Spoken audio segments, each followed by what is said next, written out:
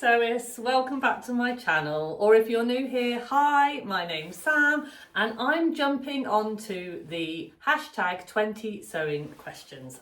Hashtag started by the lovely Annette over at Sewing at Michigan.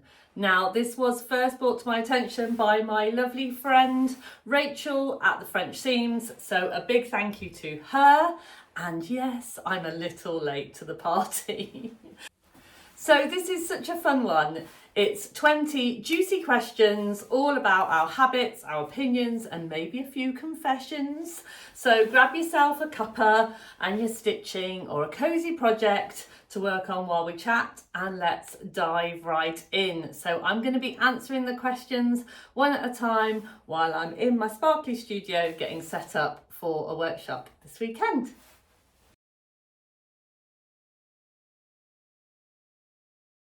So question number one is, how do you feel about using a new pattern? Now, this has definitely changed. If you'd asked me this question very early on in my sewing journey, you'd probably got a very different answer to the one you're going to get now. Because early on in my sewing journey, I was always really excited to use a new pattern because that's what I did. All patterns were new to me and I was always really excited to try a new pattern, see what's inside. You know, it's always really exciting just to see what's going to happen in the process. But now I've been sewing for a few years and I have to say, I actually like the comfort of an old pattern, a tried and true pattern that I use again and again, and then use my skills to kind of hack it and change it. I think I kind of prefer that now, but I have no problem using a new pattern, and I get really excited by when pattern companies bring out new patterns. I mean, I just can't wait. But I think the thing is that there are so many that I like the kind of choice now that I have to stop, think about it and think, do I need to buy a new pattern, or can I use one of the hundreds, and I mean hundreds, that I have already? So yeah, that's my answer to question number one.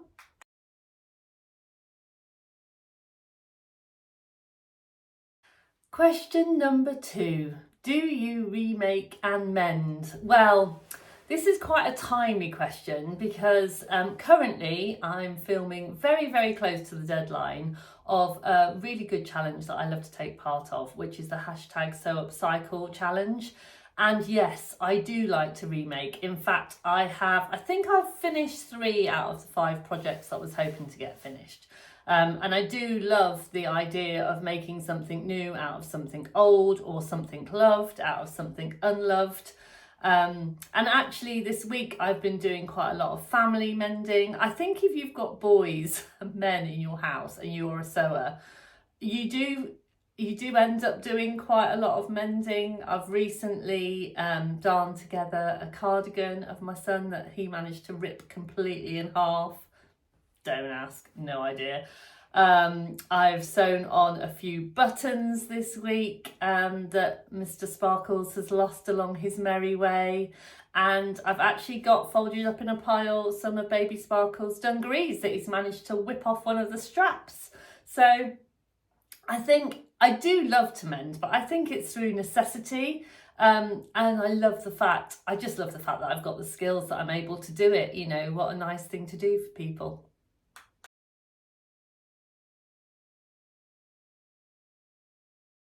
Question number 3, do you make toiles or mock-ups? Now this is another one that if you'd have asked me a few years ago, you might have got a different answer. But yes, I do kinda make toiles and mock-ups, and it all kind of depends on what it is. So if it is a pair of trousers, I will always, at the very least, cut the waistband out in the size that I think I am and try that on, because I've just learned that not all waistbands are created equal. They don't all fit in exactly the same part of your body, and I just find that getting that comfy waistband is really important. So at the very least, if I'm doing a pair of trousers, I will do that toile mock-up part of it first. But I'm a big fan of a wearable toile, and I know that that might divide some sewists of the kind of there's no such thing as a wearable toile. But what I mean by that is that, you know, I'm going to make it knowing that I'm probably going to have some fitting issues with it, but I'm just going to make it work. And if it doesn't work quite as I want, I'm quite happy with that. So yeah, you kind of make it on the know that it might not be perfect, but I'm happy to make it anyway. I hope that answers the question.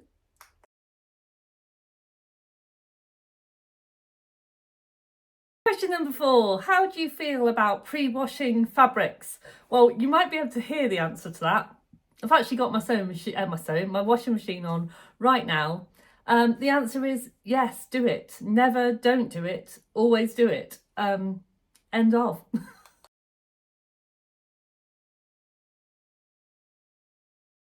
Question number 5, do you finish your seams and how? So the answer is yes, I do always finish my seams. I do have an overlocker, but I do like finding new and exciting ways of finishing my seams. I used to be a bit afraid of binding. It was something that I found I found it a difficult journey to get there on how to do it. But now if there's a seam and I can bind it, I do quite like a bound seam. I like using binding to finish hems, particularly if they're curved. I love using my overlocker. I mean, who doesn't? It's easy peasy, isn't it? And gets the job done. I do love a French seam if the seam, you know, if the fabric asks and calls for it, then I do love, and I kind of challenge myself to get the French seam finer and finer and smaller and smaller. Yeah, that's something I really like doing, and it's one of the things that I love teaching as well. I love it when people come in and I can teach them a different way of finishing the seam. And I'm a big fan of flat felled seams on trousers and denim and jeans as well. When I learned how to do that, that was a bit of a game changer for me, because I felt that it was comfortable on the inside while looking really professional on the outside. So I hope that that answers that question.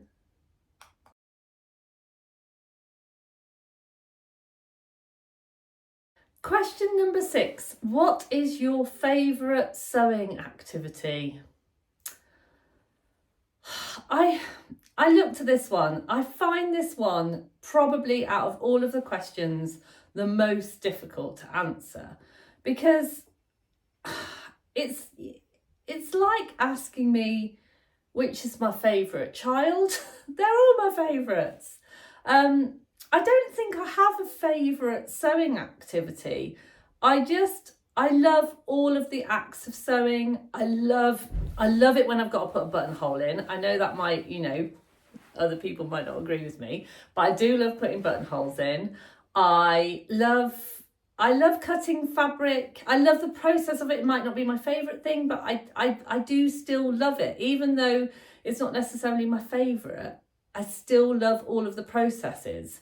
But I suppose if you really have to pin me down and to kind of one process that I really kind of love the most, I think it's probably the finishing touches, all of those kind of like hand sewing the buttons on, you know, clipping all of the threads at the end, all of those things that take it from kind of done to finished. I do love that part of it. But honestly, all of the processes of sewing I love. I love pressing. I think pressing makes things pretty, so I love the ironing part. I really do love all of it.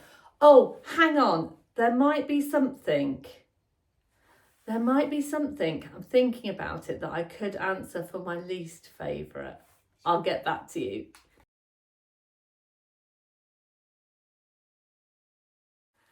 So, question number 7, what is your least favourite? And only by answering the other question have I managed to think about this. Probably my least favourite is sticking PDFs together. Someone else can do that if they want. And that's why I love sending them off. I use Flamingo Prints, the lovely Liz at Flamingo Prints. I can send her an email, I can tell her exactly what I want, and they come back and they're all, yeah, and I am a cutter. I just cut them straight out. Because if I make a mistake, I can just get it printed again, and they're not extortionately expensive. So yeah, I didn't think I was going to have a least favourite, but I think that probably is my least favourite sewing activity.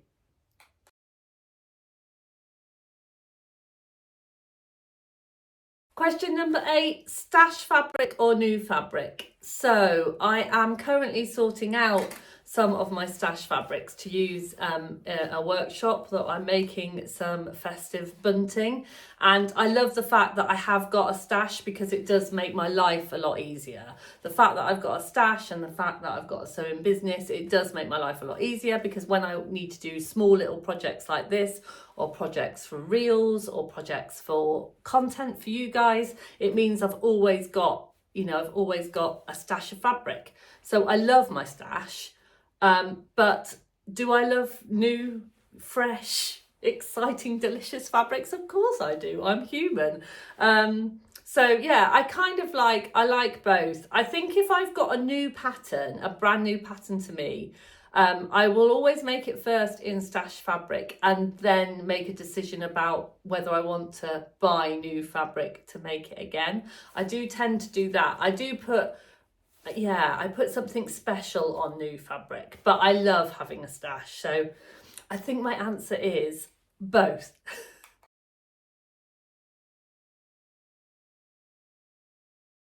Question number 9, are pockets a must? So question number 9, are pockets a must? Now, when I read these questions, I was thinking what you would think my answer to the questions would be, and if any of them would be any different. And I think this one, I think you might think that I would say yes, pockets are a must, because I do love putting pockets in things, and I love things with pockets in. But I think my true answer to this is no, they're not a must. But I do love pockets. Like, there are things that I do think are better without pockets. Will I still sometimes put pockets in? Yeah, sometimes. But I don't think that they're necessarily a must. Obviously, dungarees, pockets are a must. But I've got many overalls and dungarees. Some of them I put the pocket on the front. This one I haven't, because I like the side pockets in these ones. So I don't think that you need pockets for the sake of pockets, but pockets are very useful. I mean, where would we put our hands and our keys and our phones if we didn't have pockets? But yeah, probably not a must, but very useful.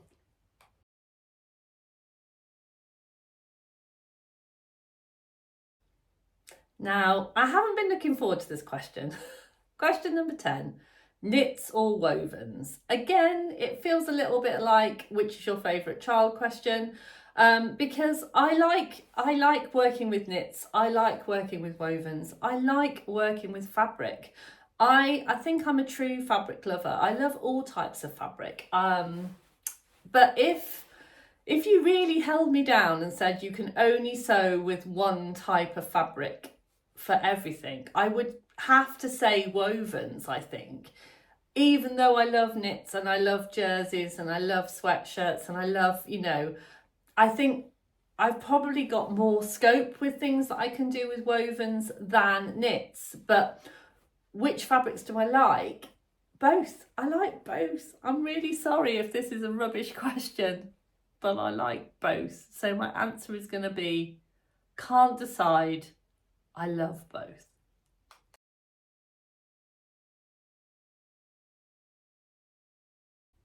Question number 11, favourite fasteners or no fasteners?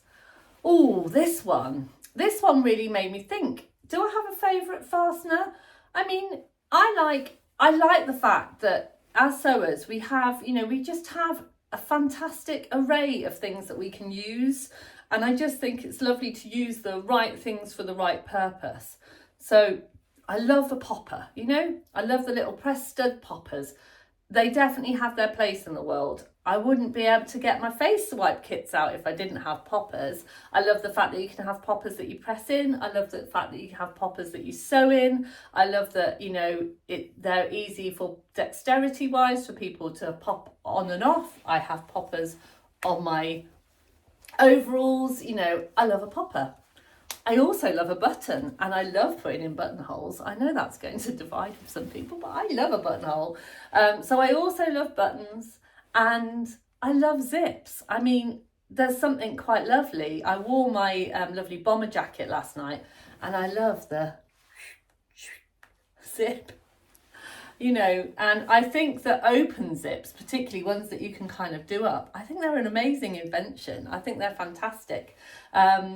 And I love the fit that you can get with things with fastenings. But then, do you know what? I sometimes like a quick and easy, fast, easy project, something like a sweatshirt, pop over your head, no fasteners. So yeah, I just think we're so lucky, aren't we? As sewists, we have so many things available to us. I think we would be, you know, I wouldn't want to just say, oh, you know, never use any fasteners again, because I like them all. I feel like I'm sitting on the fence for some of these questions. I do apologise.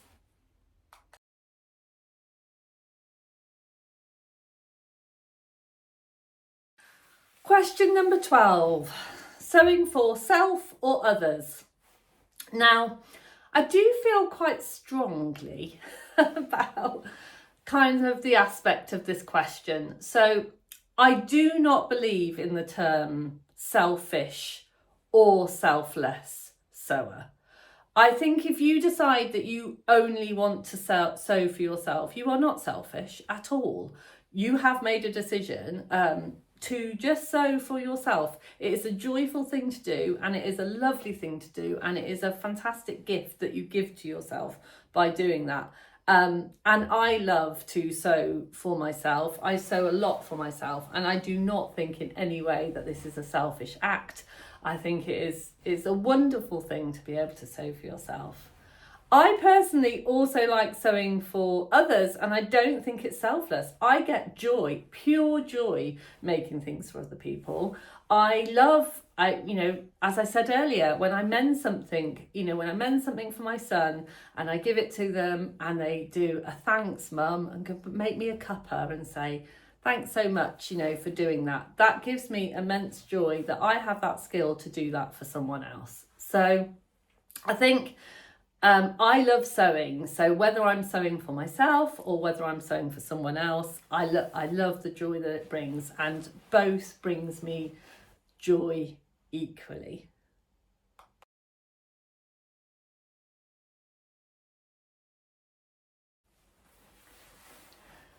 So YouTube or Instagram? Now, I feel like I'm going to sound about 102 when I say this. I have to say that I find Instagram a little bit of a minefield. I would love to be better at Instagram. I'd love to be a fantastic grammer. Is that what you call it? I don't know.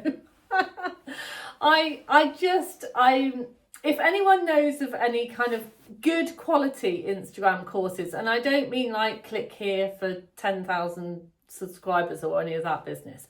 If someone, you know, can give me some proper advice on just how to get my head around Instagram, as in, you know, kind of putting things out there, then that would be great.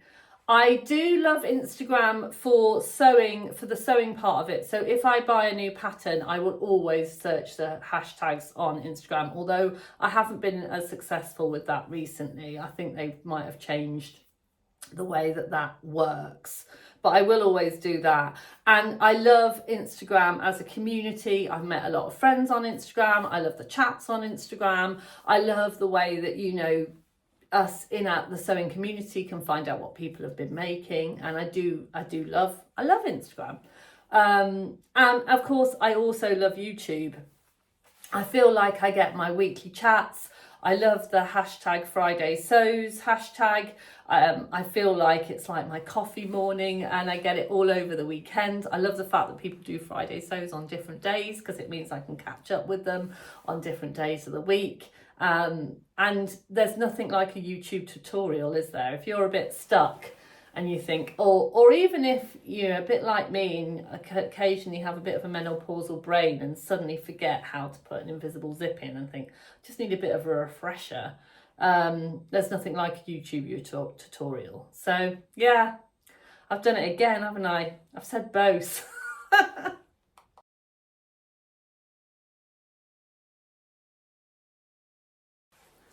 Question number 14, dresses or separates? I feel like I've got one that I can actually answer.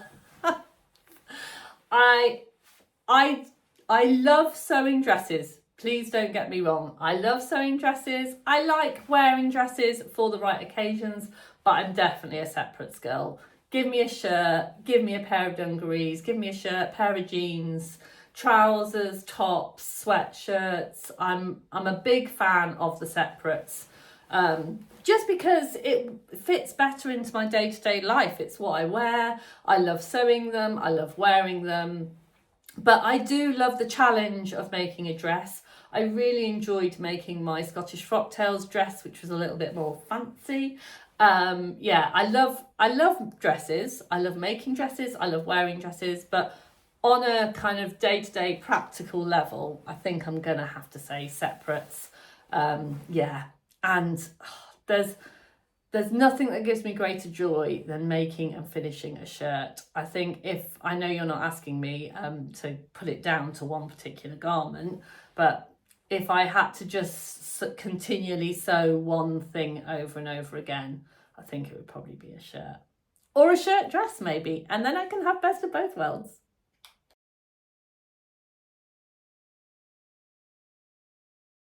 Question number 15. I've forgotten question number 15. Bear with. How do you get rid of or pass on me-made or me-made makes? So I had a little think about this. I wasn't quite sure what the question was asking me. I mean, I get rid of my me-made makes in the same way as I would get rid of my ready-to-wear things that I don't wear anymore. If it's me-made and I don't wear it anymore, then I will ask around if people want it. So I might give it away to kind of friends and family. I might pass it on to a charity shop. We do have quite a few hostels here, so if they are in good condition and I think that people would get use out of them, then I do tend to pass them to hostels. Yeah, and Leamington is full of charity shops. I know that some people have said that some charity shops won't take me-mades, but I've never found that to be a problem. And particularly if you're giving them to hostels and things, then they're quite happy to take those. I haven't gone down the route of kind of like selling on any of my me-mades, because I tend to wear my me-mades, and wear them until I don't need them anymore.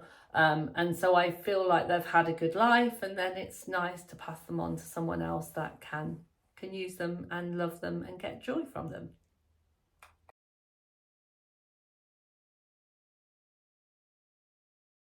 Number 16, quick sew or involved sew? So. Oh, I'm going to say both again. Oh, I love a quick sew. Doesn't everyone love a quick sew? But I do love something that I can get my teeth into. I think, again, given the choice, you can only do quick sews or you can only do involved sews. If that's the question, then probably involved sews, because like I said, I do love to make shirts. So I love, pin tucks, I love collars, I love darts, I love pleats, I love doing all of those things. So I think probably I would have to say involved sew, but do I love a quick sew? Of course I do. Doesn't everyone?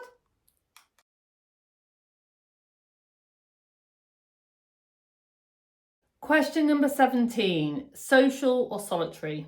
So I feel like this is a no-brainer for me, but I do need to also caveat with, I do love sewing on my own.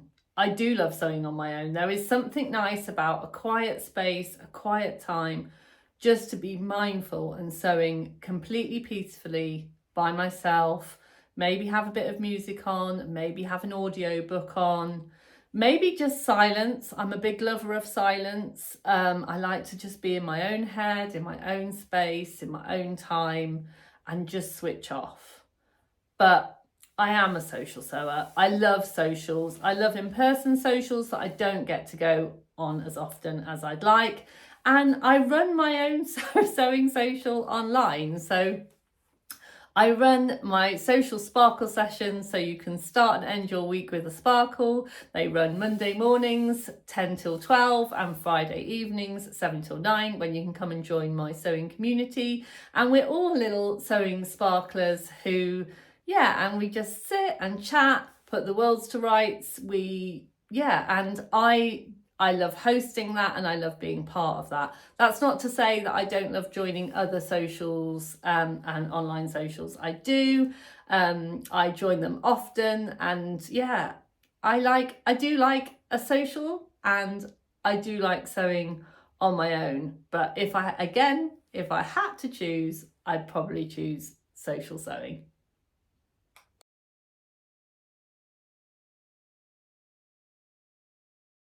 Question number 18. Do you have a dedicated sewing space?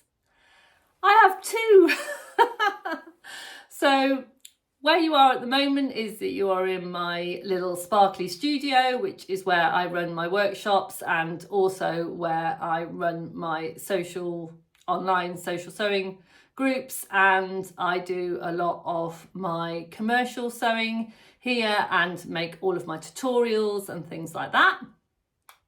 And here is my much more private sewing space. So this was my daughter's old bedroom and is my little personal sewing space. So this is where my stash lives.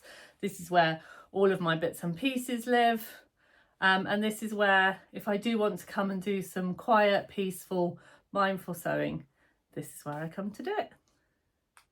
Question number 18. Do you have a dedicated sewing space? I have two. So where you are at the moment is that you are in my little sparkly studio, which is where I run my workshops and also where I run my online social sewing groups, and I do a lot of my commercial sewing here and make all of my tutorials and things like that.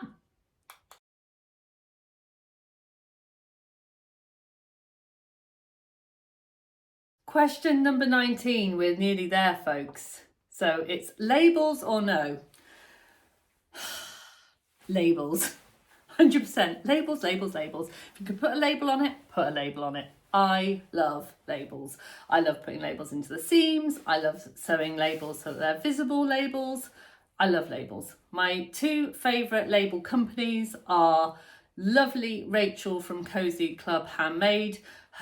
She has got an Etsy shop and her labels are fantastic. I love her labels. They are always, you know, when you think, oh, this is what a label should look like, and then suddenly she brings one out that is exactly what I was thinking in my head. And her Christmas ones at the moment are chef's kiss.